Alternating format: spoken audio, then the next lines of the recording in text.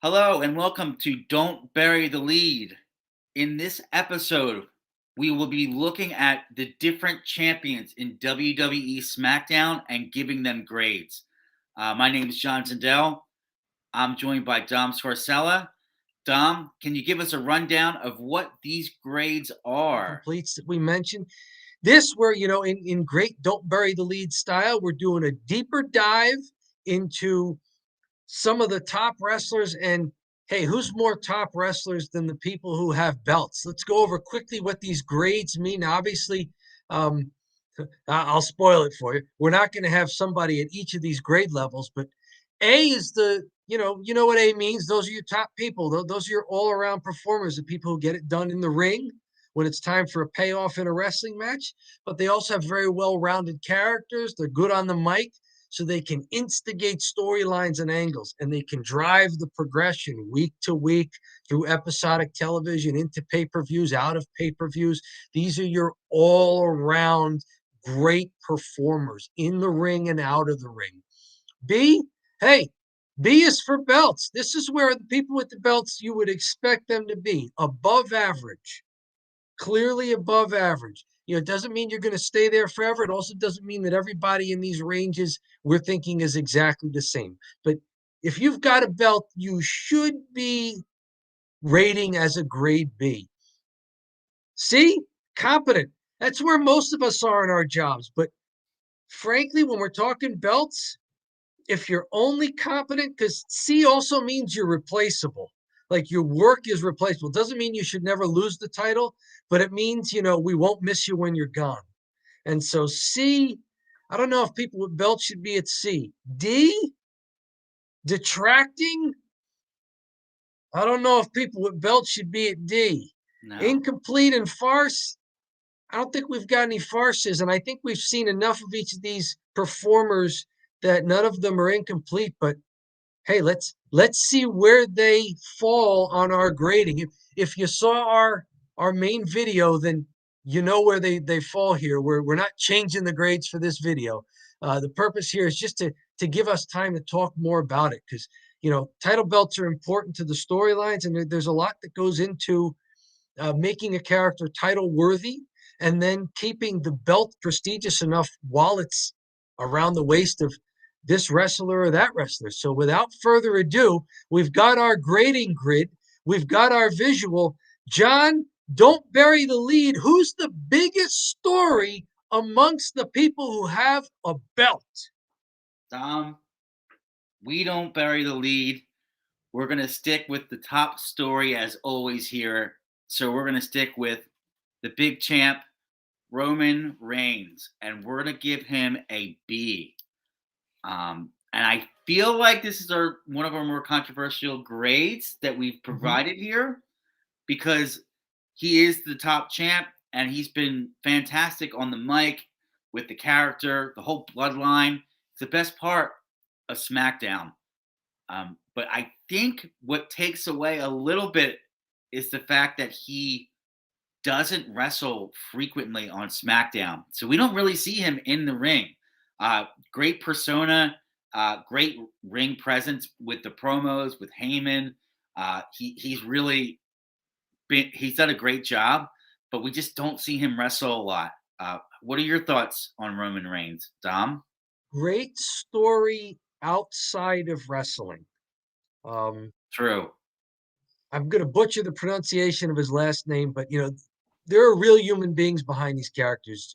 Joe Anoa'i, former football star, tries to make it in the NFL. They discover he's got leukemia. That's the end of his football career, really. I mean, he tries to hang on, goes to Canada, but he can't do it. Gets into professional wrestling. WWE is willing to give him a chance, and he builds a long and very distinguished career as a pro wrestler. Unfortunately, the leukemia flares up again, 2019, 2020. And he announced earlier this year at some house shows I was reading that he just can't be a full-time wrestler anymore. So, real life gets in the way of a guy who has done so much to build up his character and his performing abilities, like you were saying, all around. I mean, he was always a tremendous athlete, being a professional football player and a star at college. Um, it took him a while to get a personality on screen, and it took a while for him to be good at mic work. He's done both of those. He Yeah. should be an A. He has a talent, but real life gets in the way. He's wrestled since we've been watching for about 3 solid months now. He's had 1.5 matches. They've both been on pay-per-view, and they've both been spaced apart by, he seems to get physical about a few weeks to a month apart. And maybe that's just what his body can handle at this point. Now, when he does get in the ring, his pay-per-view match with Logan Paul was just blew the doors off the place. It was fantastic. Yeah. But then 3 weeks later, he's in Survivor Series, and it looks like everybody else in that match protected him. Like he wasn't quite ready for another match. He was the last guy to enter the match, took a lot of bumps, but it was kind of a slow bump match whereas in a one-on-one match, you take a bump and have to pop right back up for another move. In Survivor Series, you take a bump and you're down. And he's almost getting counted out for a pinfall. He's supposed to end the year in, again, a tag match with Sami Zayn versus John Cena and Kevin Owens. So great star when he's healthy. Like can do it all when his body cooperates with him. But we're not grading on good feelings. We're not grading on human interest stories. We're not grading on Lifetime Achievement Award. We're grading on what we've seen since we've been watching SmackDown. And yes, the guy who's held the WWE's top singles title for longer than anybody since Hulk Hogan in the 80s. Like that's legit. Like this is a crazy long title reign. He rates as a solid B. Hmm. And I That's what we're seeing. We got to grade what we're seeing, not what we want to see and not what we saw years ago. What we're seeing now, he's a B. Mhm. It's not an insult. It's what it is. Right. Well, good transition here. So this is probably going to be a bit of an insult because our next wrestler we're going to be talking about here is Ronda Rousey. And Dom, you and I in the studio both were like D, and it wasn't even much of a conversation. Roman Reigns certainly was. I was like, is he an A? But we haven't seen him wrestle enough. That's why we put him at B. Mhm. But Ronda Rousey is a D.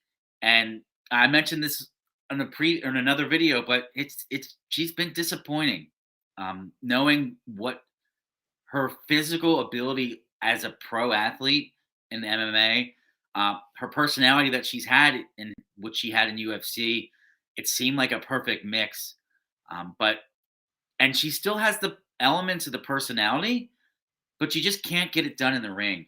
Mhm. Every all of her matches have been really awkward. They've tried different styles of matches, whether she's just wrestling a normal match or a weapons match, and they just haven't really gone over. And they're really sloppy, the matches, and she's not really good. She's not good enough to be in the ring right now to be a champ, quite frankly.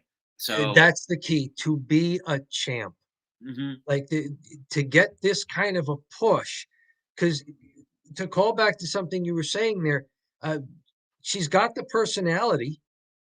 It comes through on the screen. She's a legit celebrity.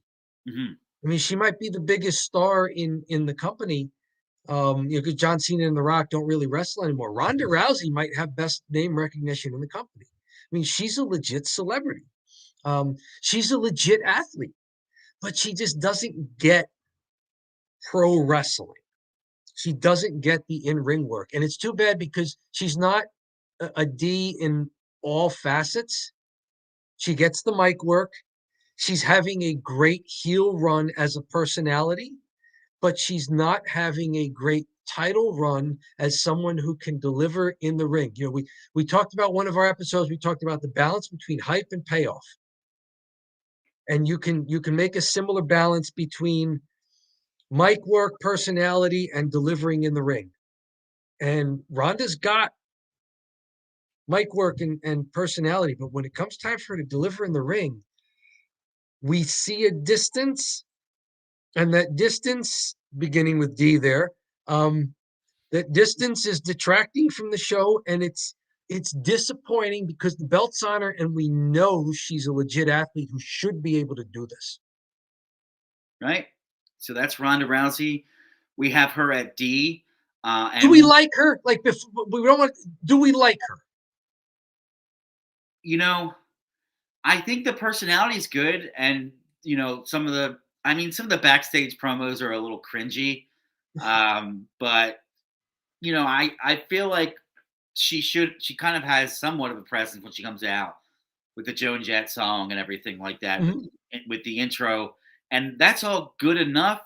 It's just once the bell rings, man, it is pretty rough. Yeah, and I like her. Yeah, I like her. I'm cheering for her to be a worthy champion. Yeah, I don't want to see her gone. I like her. She has enough stuff that, you know, they say you can't teach some of this stuff. Like, she has enough stuff that's there. I like her, but she's got to be better. There's a flaw that needs to be corrected, especially if you've got the belt. Yep. So, you know, sticking here with the next champ, we have Gunther, who is the Intercontinental Champ, and we are grading him out at a B. High B, though. He's knocking on the door. He could be an A. This easily could He's the reverse Ronda, isn't he? Yes. This is the best wrestler on SmackDown, just in-ring work. Mm-hmm. Right? I mean, you've been impressed with him early because you have a pro wrestling background and an amateur background, and you were impressed with his work very early in our viewing here for doing Don't Bury the Lead. I mean, talk more about that if you can. Some of the stuff from a technical standpoint, he works really slow, but it's not just a lot of guys that kind of work slow are bigger guys and they have to, and they're just kind of gassed. Yeah. But his pacing is so great in there when he does work slow. It looks like he means it. He's deliberate. He's not slow because he's confused or doesn't know how to do a sequence or can't follow up a move or because he's gassed, like you were saying. Like, he's deliberate. He works the pace because of his character. All the stuff he does in there when he starts to get real physical as well. Some of the chops he lays, they're just insanely physical. So it's slow, and it builds, and then bam, he starts chopping, and you're like, whoa. Mm-hmm. A lot of stuff I've noticed too, you know, not doing the Irish whips. Everybody in WWE seems to just do a lot of different Irish whips and then into transitions and then a dive. You know, that's right. That's every one of your C performers here. You're getting a lot of Irish whips. You get the dive out of the ring. Like, they all do it, but he's not doing what everybody else does. He's wrestling kind of an older school style, and I like it a lot. You like it a lot. Jim Cornette probably likes it a lot, you know. He's Lord Steven Regal. WWE fans will know him as William Regal. To me, that European strongman style, where, you know, he looks like just a tough dude and he works like a tough dude. Yeah. Now, we were saying maybe knocking on the door of the A, and that he's kind of the reverse Ronda Rousey. What does he have to do to become an A? It's not his in-ring work. Like, his in-ring work is there. Yeah. But I think he's got to develop a little bit more on the mic. Yeah. Mostly we haven't heard him, and we haven't seen anything too earth-shattering as far as when him and his group are together shooting promos. Ludwig Kaiser's the guy who's been doing the heavy promo work, instigating, getting in people's faces. He's the brat. But yeah, they're doing what you want and what I want as well, because I want the same thing. I want to see if he can carry himself on a promo. They're giving him that chance soon, so that's why I say he's knocking. Yeah, he's knocking on the door. They're giving him a chance. Let's see if he can do it. He looks like he's going to be in a big program with Braun Strowman, perhaps finishing up 2022. maybe carrying into 2023. Let's see what he can do when they unleash him and give him the opportunity to do the one thing that he just hasn't done yet. Because everything he's done well. Absolutely. Cool. So that's Gunther. We have him at a B. And then we're going to have the Usos, and the Usos earn our first A. Yeah. They're not our biggest story, but if we're giving out grades, they've been the title holder ladder goes Usos, Gunther, Roman Reigns. Somebody we'll talk about next, and then Ronda. Like the Usos have been the most well-rounded performers as title holders. At least I think so. Now, you've known these guys for a while. Are you surprised to see them at this level these past 3 months that we've been watching? Kind of. Okay. Part of me, they've always been good in the ring. Okay. And they kind of had, I don't want to say a goofy gimmick, but they were kind of just a regular baby face team. They were kind of dressed in bright colors, and they were Islanders. And ever since their heel turn, when they act like thugs, like they are really genuinely nailing the character. And it's a really good pro wrestler gimmick if you can pull it off, and they certainly do. They feel like they feel like they could have been in jail before. Like they're really pulling it off. So the characters are really good, and then their in-ring work has always been good. So for me, they're all around an A. And Okay. I love them in the bloodline, and I love them with Roman. And because they're an A, I don't have much bad to say about them.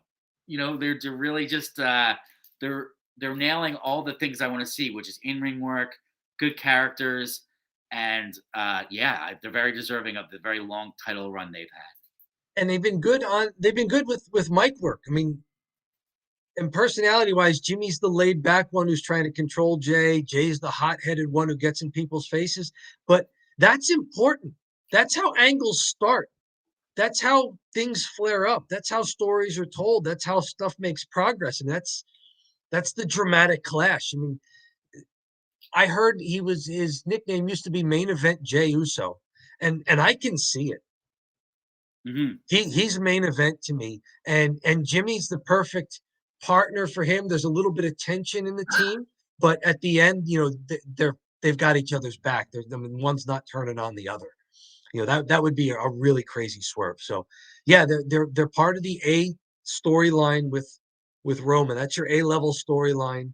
And they're the best of the title holders, and they're, along with Sami Zayn, driving SmackDown's most important and biggest storyline. So yeah, they're doing it all. I like them. Perfect. Yeah, agreed. So there are lone A, because we're going to have Damage Control, the women's tag champs in SmackDown. SmackDown women's title holders. Yeah, We're going to put them at B. they So get a B because they've been decent as champions. Like they have good matches. But just like we're saying, Gunther's knocking on the door being an A. I think Damage Control, Dakota Kai, Io Sky, I think they're knocking on the door being a C, because if they lose the belt, I could see them kind of disappearing, because like Bailey's been doing a lot of the personality stuff for them in that faction. Mm-hmm. They're like Liv Morgan lost the belt and became a better character. Yeah. I get the feeling that if Dakota Kai and Io Sky lost the belts, they might become replaceable. Yeah. And I think we have him right at B, but whereas Roman Reigns could easily be an A if we saw him wrestle more, or Gunther, he's pretty close to an A. I think these are really just an even B. I'm happy. They have a lot more to go. They're not knocking on the door yet. Maybe they can see the door, but they're not close enough to knock. Perfect. Yeah. Right. That's yeah. They cannot knock yet. All right. Well, thanks so much for your time, Dom, and thank you so much for watching our grades. We appreciate it. Have a great rest of your day.